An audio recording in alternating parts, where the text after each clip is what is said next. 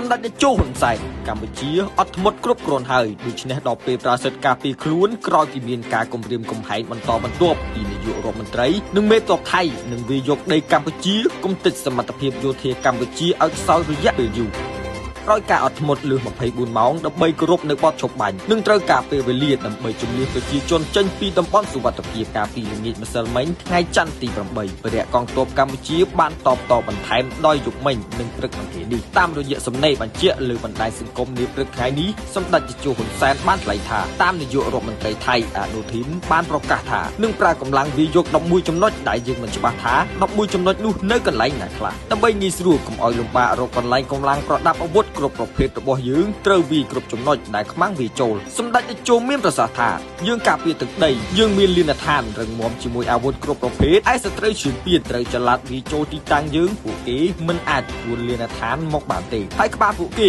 ក៏មិនបានប៉ានដៃដែរស្ថានភាពនេះដល់ប្រៀបធៀបឲ្យយើងអនុវត្តយុទ្ធវិធីគំទេចកម្លាំងរបស់សត្រូវតាមរយៈការចាត់តាំងទប់ទល់សម្ដេចតេជោបញ្ជាក់ថាសម្រាប់មេទ័ពថៃបានប្រកាសដើម្បីសន្តិសុខប្រជាជនថៃត្រូវបំផ្លាញសមត្ថភាពកម្លាំងការពារជាតិរបស់កម្ពុជាសម្រាប់រយៈពេលវែងសម្ដីលោកមេទ័ពខ្លាំងជាប្រទេសមហាអំណាចខាងអាវុធនិងកងទ័ពនៅលើពិភពលោកនេះទៅទៀតសម្ដេចតេជោបានថ្លែងសង្កត់ធ្ងន់ថាយើងពិតមិនអង្គុយអបដៃឲ្យលោកបំផ្លាញតាមចិត្តចង់របស់អស់លោកទេចុងក្រោយខ្ញុំកំពុងមើលមនុស្សមួយចំនួនកាពីកម្ពុជាតដើម្បីការពារខ្លួនការពីខែកក្កដាពួកគេចោទយើងថាល្មមសង្គ្រាមពេលយើងអត់ធ្មត់គោរពបទឈប់បាញ់និងចង់ដោះស្រាយដោយសន្តិវិធីគេចោទយើងថាខ្លាចថៃមិនហ៊ានវាយឬកាត់ដីឲ្យថៃដើម្បីដូរយកសន្តិភាពពេលនេះយើងវាយដើម្បីការពារខ្លួនទៀតហើយតើពួកគេនិយាយយ៉ាងម៉េចទៀតកម្ពុជាត្រូវការសន្តិភាពតែកម្ពុជាបង្ខំចិត្តវាយតបតដើម្បីការពារទឹកដីយើង